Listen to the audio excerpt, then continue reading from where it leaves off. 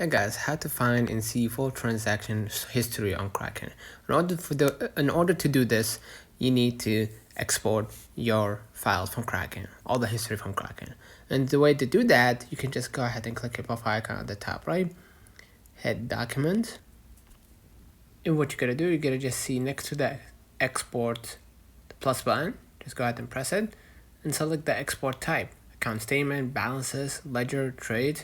Let's say account statement. Enter the month and year in the currency.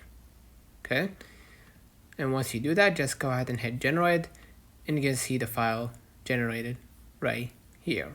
Okay, as a PDF, and you can also control if you want to download it as a PDF or CSV.